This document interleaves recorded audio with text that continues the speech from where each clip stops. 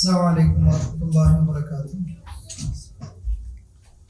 بسم الله الرحمن الرحيم. الحمد لله رب العالمين والصلاة والسلام على رسول الأمين وعلى آله وصحبه أجمعين. اللهم علمنا ما ينفعنا وانفعنا بما علمتنا اللهم زدنا علما. സൂറത്ത് സജ്ദ തഫ്സീർ 37-57 പേജ് 3757. പുതിയൊരു സൂറത്താണ് അതാണ് നടക്കുന്നത്. أعوذ بالله من الشيطان الرجيم. بسم الله الرحمن الرحيم. ألف لام ميم. تنزيل الكتاب لا ريب فيه من رب العالمين. أم يقولون افتراه بل هو الحق من ربك لتنذر قوما ما أتاهم من نذير من قبلك لعلهم يهتدون. الله الذي خلق السماوات والأرض وما بينهما في 6 أيام ثم استوى على العرش ما لكم من دونه من ولي ولا شفيع أفلا تتذكرون. يدبر الأمر من السماء إلى الأرض ثم يعرج إليه في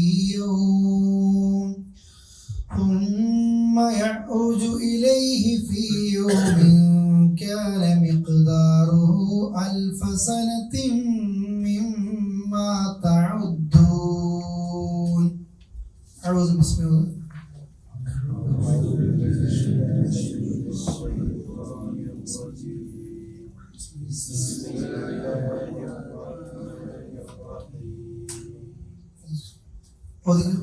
അലിഫ് ലാം മീം. ഇവിടെ കേട്ടോ, ഞാൻ തജ്വീദ് ക്ലാസ് പങ്കെടുത്ത ആളുകൾക്ക് അറിയാം അല്ലെ, അലിഫ് അങ്ങനെ പറയാം. ലാം എന്നത് എത്ര അക്ഷരം നീട്ടണം? 6. മീമും എത്ര അക്ഷരം നീട്ടണം? 6. പക്ഷെ ലാം മീം എന്നല്ല, ലാം എന്ന് എഴുതുമ്പോൾ ലാമ് എന്നല്ല എഴുതുക, മീമിന് സുക്കൂൻ ഉണ്ടാകും. മീമിന് സുക്കൂൻ വന്നിട്ട് പിന്നെ അടുത്ത വാചകം അടുത്ത അക്ഷരം ഇതാണ് മീം എന്നുള്ളതാണ്. സുക്കൂനുള്ള മീമിന് ശേഷം മീം തന്നെ വന്നാൽ നന്നായി മണിച്ച് ചേർത്ത് എന്ത് ചെയ്യണം? കുഴപ്പം. അലിഫ് ലാം മീം എന്നല്ല, ലാം മീം എന്നല്ലേ, അങ്ങനെ ഇതിന് നീട്ടമാണോ? ഒന്നുകൂടെ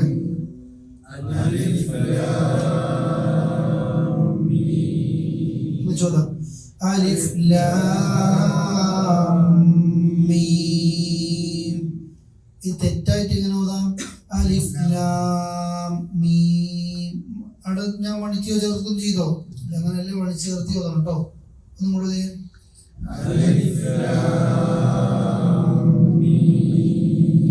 ഇവിടുന്ന് പോയാൽ പിന്നെ നിങ്ങൾ പണ്ടത്തെ പോലെ തന്നെ ഒതുക്കോ എന്ന് പാടില്ല.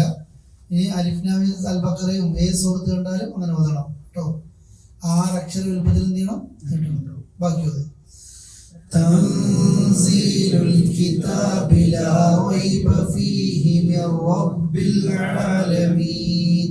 تنزيل إخفاء تنزيل تنزيل എന്നല്ല, تنزيل الكتاب لا ريب فيه من رب അല്ല من رب العالمين. അടുത്ത ആയത്ത്. أم يقولون افتراه بل هو الحق من ربك لتنذر قوما ما أتاهم من نذير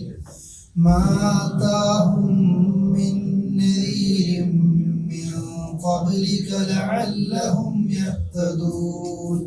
ഈ ആയത്തിൽ أم يقولون افترى بل هو الحق حق من ربك لا من ربك لتنذر إخفاء لتنذر قوما ما أتاهم من نذير من قبلك لعلهم يهتدون. ഈ ആയത്ത് നോക്കാം. സൂറത്തു സജിദ. സജിദ എന്ന് പറഞ്ഞ അർത്ഥം സജിദ സുജൂദ് കേൾക്കുന്നല്ലേ. ഈ സൂറത്ത് വെള്ളിയാഴ്ച സുബഹിക്ക് ഓതുന്നത് എന്താണ്? സുന്നത്താണ്. ഫസ്റ്റ് റകഅത്തിൽ. സെക്കൻഡ് റകഅത്തിൽ ഏതോതു? സൂറത്ത് ദഹ്റിലെ ഇൻസാൻ ഹൽ അത്താൽ ഇൻസാൻ എന്ന സൂറത്തില്ലേ, സുജൂദ് സജിദയുടെ സുജൂദ് ഉള്ളതാണ്, പിന്നെ ആയത്തുള്ളതാണ് ഈ സൂറത്ത്. ചില ദുർബലമായ റിപ്പോർട്ടിലൊക്കെ സൂറത്തുൽ മുൽക്കൊക്കെ ഓതുന്നത് പോലെ എല്ലാ ദിവസവും രാത്രി സജിദ എന്ന രീതിയിലും ചില റിപ്പോർട്ടുകളൊക്കെ കാണാം. അത് ദുർബലമാണ്. സുബഹിക്ക് എന്ത് ചെയ്യണം? ഇത് ഓതാം എന്നുള്ളത് സുന്നത്തുമാണ്. ഇത് നമ്മൾ ഇമാമത്തൊക്കെ നിൽക്കുമ്പോൾ നടപ്പാക്കേണ്ടതാണ്. എപ്പോഴെങ്കിലും ഓതിക്കൊണ്ടിരിക്കണം. റസൂൽ അങ്ങനെ ഓതലുണ്ടായിരുന്നു. അലിഫ് ലാം മീം അർത്ഥം അള്ളാഹുവിന് അറിയാം. തൻസീൽ അവതരണം, അൽ കിതാബ് ഈ കിതാബിന്റെ അഥവാ അവതരണം. ലാ റൈബ ഫീ ഒരു സംശയവുമില്ല. എന്താണ്? മിർ റബ്ബിൽ ആലമീൻ ഇതാരുടെ അടുക്കൽ നിന്ന് ഇറങ്ങിയതാണ്? ഇത് അള്ളാഹുവിൽ നിന്ന് ഇറങ്ങിയതാണ്. ഖുർആൻ പടച്ചവന്റെ അടുക്കൽ നിന്നാണ്, ഒരു സംശയവുമില്ല. ഖുർആൻ നമ്മൾ തുറക്കുമ്പോൾ ഫാത്തി കഴിഞ്ഞ ഫസ്റ്റ് സൂറത്ത് ഫാത്തി കഴിഞ്ഞ പിന്നെ സൂറത്തുൽ അൽ ബഖറ അല്ലേ, അതിലും അലിഫ് ലാം മീം ദാലിക്കൽ കിതാബ് ലാ റൈബ ഫീ. ഇവിടെ തൻസീലുൽ കിതാബ് ലാ റൈബ ഫീ അള്ളാഹുവിന്റെ അടുക്കൽ നിന്ന് ഇറങ്ങിയ ഈ ഗ്രന്ഥം. അവിടെ അതാണ് ഗ്രന്ഥം, ലാ റൈബ, ഒരു ഡൗട്ടും ഇല്ല. ഈ ഖുർആൻ അത് പടച്ചവനടുക്കൽ നിന്നാണ് ഇറങ്ങിയത് എന്നുള്ളതിൽ ഒരു സംശയവും വിശ്വാസികൾക്കില്ല. എന്നാലും അം യഖൂലൂൻ അവർ പറയുകയാണോ ഇഫ്തറാ ഇത് കെട്ടിയുണ്ടാക്കിയതാണ് എന്ന്. നബിയെ ഇത് പടച്ചവനടുക്കൽ നിന്നാണെന്ന് ഡൗട്ടും ഇല്ല. എന്നാലും സത്യനിഷേധികൾ പറയുന്നത് കെട്ടിച്ചമച്ചൊരു കഥയാണ്. അങ്ങനെ പറയണോ? ബൽ എന്നാൽ ഹുവൽ ഹഖ് ശരിക്കും സത്യം മിർ റബ്ബിക ഇത് നിന്റെ റബ്ബിൽ നിന്നുള്ളതാണ് എന്നത്, അതാണ് അതിന്റെ യാഥാർത്ഥ്യം. എന്തിനാണ് ഈ ഖുർആൻ അല്ലാഹ് ഇറക്കിയത്? ഖുർആൻ ഉദ്ദേശിച്ചത് കേട്ടോ, ലിതുൻദിറ ഖൗം ഒരു ജനതയ്ക്ക് താക്കീത് കൊടുക്കാൻ. മാ അത്താഹും അവർക്ക് വന്നിട്ടില്ല, മിൻ നദീർ ഒരു താക്കീതുകാരനും ഒരു മുന്നറിയിപ്പുകാരനും വന്നിട്ടില്ല. അങ്ങനത്തെ ഒരു ജനതക്ക് താക്കീത് കൊടുക്കാം. മിൻ ഖബ്ലിക് താങ്കൾക്ക് മുമ്പ്. ഇപ്പൊ ഖുർആൻ അള്ളാന്റേതാണ് എന്ന് ഒന്നാമത്തെ ആയത്ത് പറഞ്ഞു. ഇത് നിന്റെ റബ്ബിൽ നിന്നുള്ള സത്യമാണെന്ന് രണ്ടാമത്തെ ആയത്ത് പറഞ്ഞു. എന്തിനാണ് ഖുർആൻ?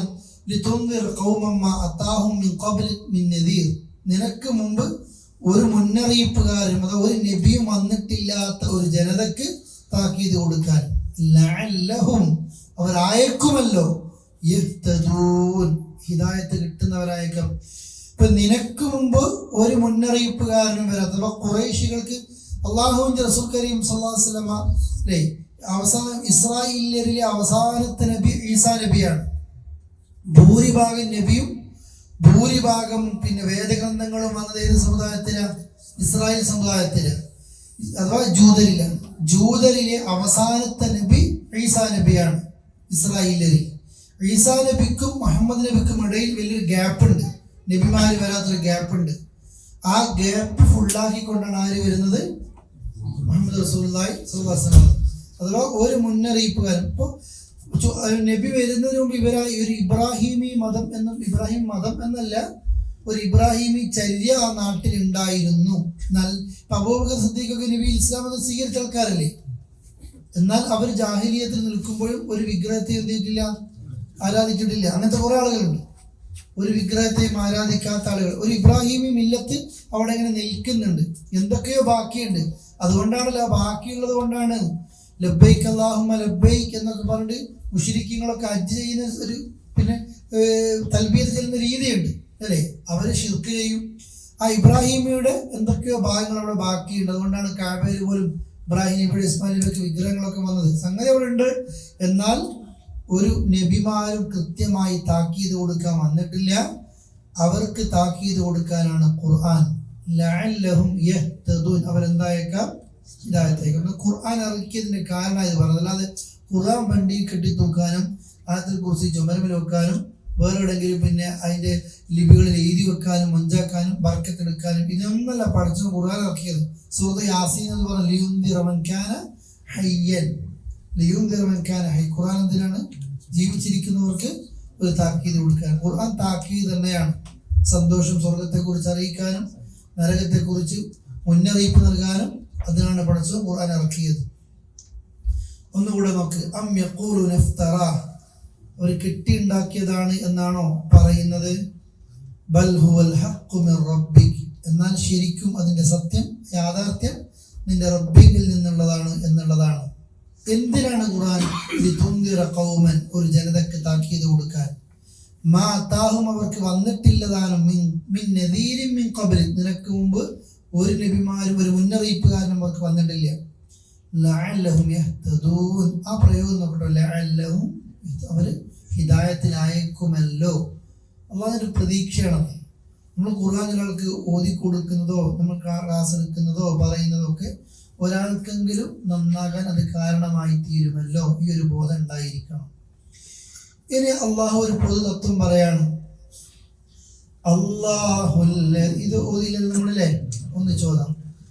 അല്ലാഹുല്ലദീ ഖലഖസ് സമാവാതി വൽ അർദ വമാ ബൈനഹുമാ ഫീ സിത്തതി അയ്യാം ثم استوى على العرش ما لكم من دونه من ولي ولا شفيع أفلا تتذكرون.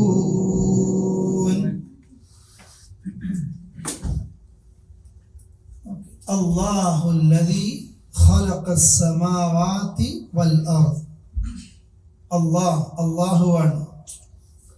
അല്ലദീ ഖലഖ സമാവാത്, ആകാശങ്ങളെ പടച്ചവൻ. വൽ അർദ, ഭൂമിയെയും. വമാ ബൈനഹുമാ, അത് രണ്ടിനും ഇടയിലുള്ളതിനെയും എല്ലാം പടച്ചവൻ അള്ളയാണ്. എത്ര ദിവസം കൊണ്ട്? ഫീ സിത്തത്തി അയ്യാം, 6 ദിവസം കൊണ്ട്. പടച്ചവൻ 6 ദിവസം എടുത്തിട്ടുള്ളൂ ആകാശം ഭൂമിയും പഠിച്ചു. എന്താ 5 ദിവസം എടുത്താൽ എന്താ? പഠിച്ചോനാണെങ്കിൽ അള്ളാഹു കുൻ എന്ന് പറഞ്ഞാൽ എന്താവും? ഫയക്കൂൻ, ഉണ്ടാവൂലേ? പിന്നെന്തിനാ ഇങ്ങനെ? ഇന്നിപ്പോ ഇത് ഇത്ര പെട്ടെന്ന് 6 ദിവസം കൊണ്ട് ഉണ്ടാക്കി ഒരു മാസം എടുത്താൽ പോലെ ഫിച്ചാക്കാൻ. ഇതൊക്കെ എന്താന്ന് പറയാം, അള്ളയാണ് 6 ദിവസങ്ങൾ കൊണ്ട് ഇതൊക്കെ എടുത്തത്. പിന്നെ അവൻ ഇസ്തിവ ചെയ്തു. അർഷിന്റെ മോൾ. അത് പിന്നെ മലയാളത്തിൽ സ്ഥാനാരോഹണം എന്നും അർഷിന്റെ മുകളിൽ ഇരുന്നു എന്നൊക്കെ നമ്മൾ പറയുമ്പോൾ ശ്രദ്ധിക്കണം. അള്ളാഹു അർഷിന്റെ മുകളിലാണ്. അർഷ് എന്ന് പറഞ്ഞാൽ അള്ളാഹുവിൻ്റെ ഒരു സൃഷ്ടിയാണ്. അള്ളാഹു ഒരിക്കലും സൃഷ്ടിയിൽ ഉണ്ടാകൂല. സൃഷ്ടിക്ക് അപ്പുറത്താണ് ആരുണ്ടാകുക? അള്ളാഹ് ഉണ്ടാകുക. അത് നമ്മൾക്ക് അള്ളാഹ് എങ്ങനെ പറഞ്ഞു? അപ്പൊ അർഷ് അല്ലേ, പിന്നെ അതിൻ്റെ അപ്പുറം കുർസി, അള്ളാഹുവിൻ്റെ കുർസി. അപ്പൊ നമുക്ക് അർഷ് ഒരു ചിത്രം വരും, കുർസി ഒരു കസേര വേറെ വരും. അതുപോലെ അള്ളാഹു ഇങ്ങനെ ഒരു രാജാവ് ഇരിക്കുന്ന പോലെ. ഇന്നത്തെ ബാലരമ കഥകൾ അങ്ങനെയായിരിക്കും, ചക്രവർത്തിമാരെല്ലാം ഉണ്ടാക്കിയിട്ടുണ്ടാകുക.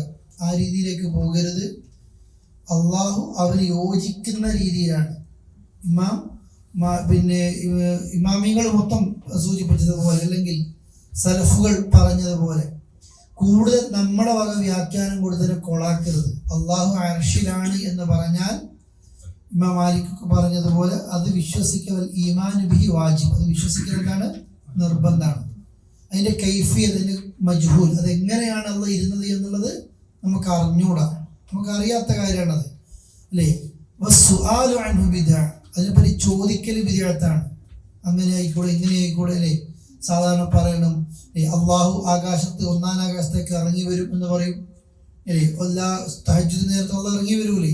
അള്ളാഹു ഇറങ്ങുന്നത്, അള്ളാഹു അർശിലിരിക്കുന്നത്, അള്ളാഹു കയറിപ്പോകുന്നത്, അള്ളാഹുവിൻ്റെ കൈ, യദുല്ല അള്ളാഹുവിൻ്റെ കൈ അല്ലേ, അള്ളാഹുവിൻ്റെ കണ്ണ്, ഇതൊക്കെ അള്ളാഹുവിൻ്റെ കാല്, പരലോകത്ത് അല്ലെ അതൊക്കെ നരകത്തിലേക്കൊക്കെ വെക്കുന്ന സമയം ഉണ്ട്. എങ്ങനെയാണ് അള്ളാന്റെ കാല്? നമ്മൾ അപ്പോഴത്തേക്ക് നമ്മളെ കാലുമായിട്ട് നമ്മൾ ഇറങ്ങുന്നത് പോലെ, നമ്മൾ കയറുന്നത് പോലെ അള്ളാഹുവിന്റെ വിശേഷണങ്ങൾ ഏതുമാകട്ടെ നമുക്കൊരു ബേസിക്കലി പഠിച്ചു കേട്ടോ. അള്ളാന്റെ കൈയും അള്ളാന്റെ അവയവങ്ങളെ കുറിച്ച് ആയത്തുകളിൽ കാണാം, ഹദീസുകളിൽ കാണാം. നമ്മൾ ഒരിക്കലും മനുഷ്യരെ പോലെ കാണരുത്. അള്ളാഹുവിന്റെ കൈ രണ്ടും വലത്താണ് എന്ന ഹദീസിലുണ്ട്.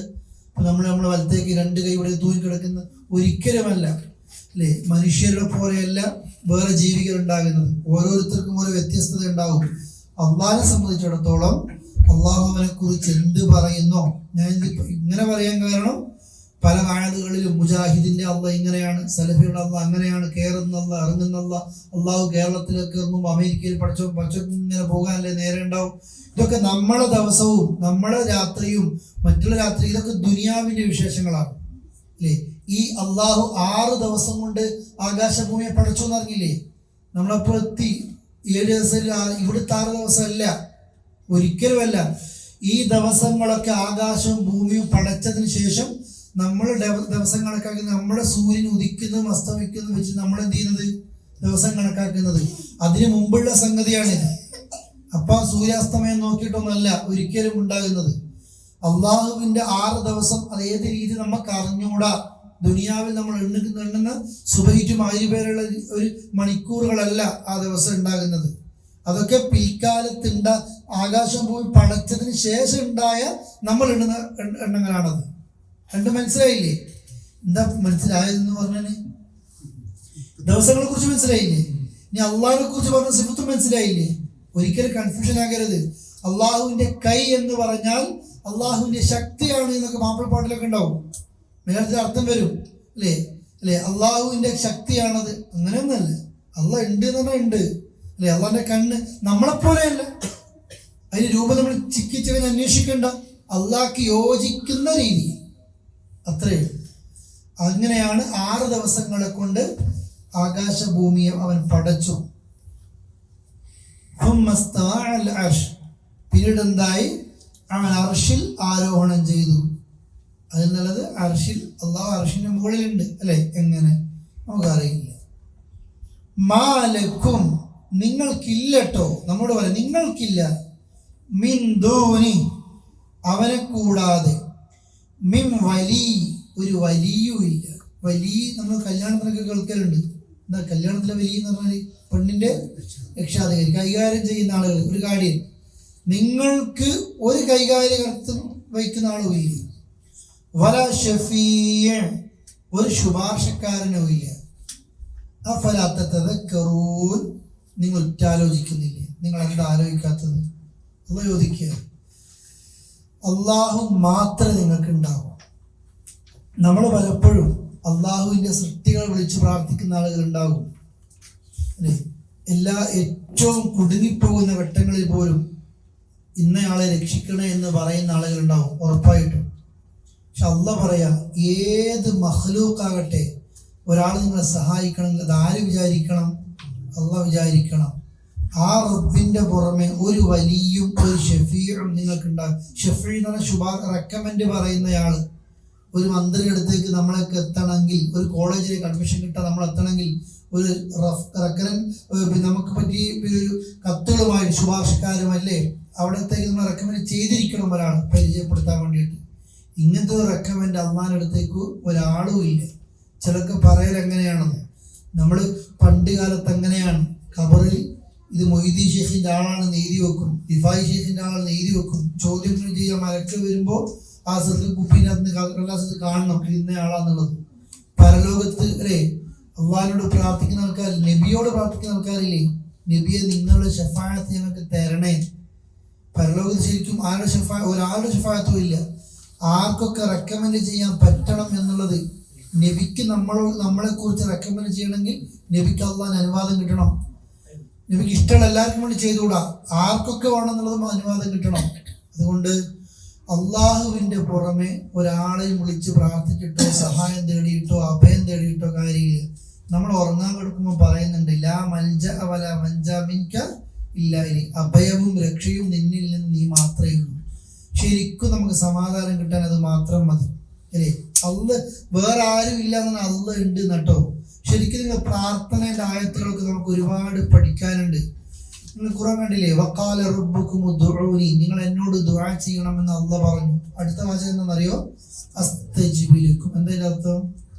ഞാൻ നിങ്ങൾക്ക് ഉത്തരം തരും. നിങ്ങൾ എന്നോട് ദുആ ചെയ്യും, ഞാൻ ആലോചിച്ച് നോക്കാം നിങ്ങൾക്ക് തരണം. നമ്മളൊരാളുടെ അപേക്ഷ കൊടുക്കുമ്പോൾ എന്താ പറയാ? നീ അപേക്ഷ എന്തായാലും അപേക്ഷ ഇട്ടേക്ക്, ഞാൻ എന്ത് ചെയ്യട്ടെ, അതിൽ പഠിക്കട്ടെ, അല്ലെ മീറ്റിംഗ് കൂട്ടെ എന്ന് പറയാ.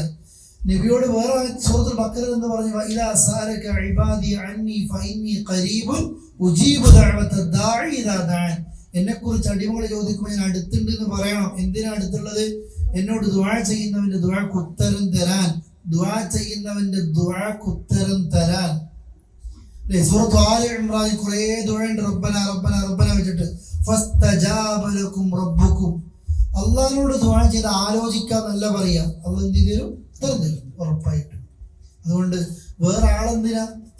നമുക്ക് ഉറപ്പില്ലെങ്കിൽ നമ്മൾ നമുക്ക് കടം മേടിക്കണമെന്ന് ആലോചിക്കുമ്പോൾ തന്നെ മൂന്നാളെ കണ്ടുവെക്കും മനസ്സിൽ. അതിന് മൂന്നാളെ കണ്ടുവെക്കുന്നത് ആദ്യ ചങ്ങായിട്ട് പോയാല് അല്ലേ, സെക്കൻഡ് ചാൻസ് കൊടുത്ത് എല്ലാവരും ചിരിക്കുന്നത്, എല്ലാവരും നടപ്പുള്ള പരിപാടിയാണത് അല്ലേ.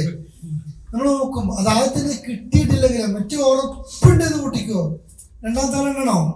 വേണ്ട. അള്ളാഹിന്റെ അടുത്ത് എങ്ങനെയാ? ഉറപ്പില്ലാത്ത ആൾക്കാർ ഭീമാപ്പള്ളിയിൽ നിന്ന് കിട്ടുന്നില്ലെങ്കിൽ അടുത്ത മോനമ്പത്ത്, കിട്ടുന്നില്ലെങ്കിൽ കാസർഗോഡ് കവുങ്ങുന്തോട്ടത്തിൽ അല്ലെ, കവറുന്തോട്ടത്തിൽ അല്ലേ, എല്ലാ സ്ഥലത്തേക്കും ആൾക്കാർ എത്തും. പാറക്കല്ലുമലേക്കും മരക്കൊമ്പിലേക്കും അല്ലെ, മലപ്പുറം ജില്ലക്കാണ് റോഡ് ഊരിയ, റോഡ് സൈഡ് കാണുന്ന, പാലക്കാടിലെ കല്ലുമല ഊരിയ അല്ലെ, എല്ലാ സ്ഥലത്തും കാട്ടിൻ്റെ ഉള്ളിൽ, തമിഴ്നാട്ടിൽ എല്ലാവരും ഈ സമയത്തേക്ക് പോവുകയാണ് കാട്ടിൻ്റെ ഉള്ളിലേക്ക് അല്ലെ. പിന്നെ തോണി കടന്നിട്ട് പിന്നെയും ഇതിൻ്റെ ഉള്ളിൽ പോവുകയാണ്, അതിൻ്റെ ഉള്ളിൽ ആരോ അവിടെ പോയി പ്രാർത്ഥിക്കുകയാണ്.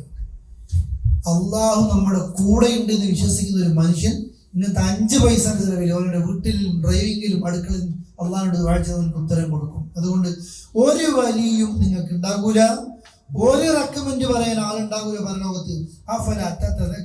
നിങ്ങൾ ആലോചിക്കുന്നില്ല മനുഷ്യരെ. ഈ റസൂലുള്ളാഹിന്റെ ശഫാഅത്ത് കിട്ടുമോ? നമ്മൾക്ക് കിട്ടും. കിട്ടണമെങ്കിൽ എന്താ വേണ്ടത്?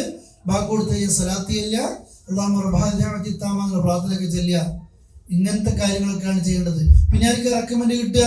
മൻ ഖാല ലാ ഇലാഹ ഇല്ലല്ലാഹ് ഖാലിസൻ മിൻ ഖൽബി, ഇഖ്ലാസോടെ ലാ ഇലാഹ ഇല്ലല്ലാഹ് പറഞ്ഞാൽ ഹല്ലത്ത് ലഹു ശഫാഅത്തി, എന്റെ ശഫാഅത്ത് എന്ത് ചെയ്യും? അയാൾക്ക് കിട്ടും. അപ്പം അതാ വേണ്ടത്. അള്ളാഹുവോട് പ്രാർത്ഥിക്കേണ്ടത്, നബിയുടെ ശഫാഅത്ത് കിട്ടുന്നവർ എന്നെ നീ എന്ത് ചെയ്യണേ? ഉൾപ്പെടുത്തണേ. ഇത് ഉൾട്ടിയാ ദുആ ചെയ്യാ, നബി ഇങ്ങനെ ശഫാഅത്ത് എനിക്ക് എന്ത് തരണേ? കിട്ടണേ എന്നുള്ള രീതിയല്ല. രണ്ടും മനസ്സിലായോ? ഓക്കെ, ഇനി അടുത്ത ആയത്ത് നോക്കുക. يدبر الأمر من السماء إلى الأرض ثم يعرج إليه في يوم كان مقداره 1000 سنة مما تعدون.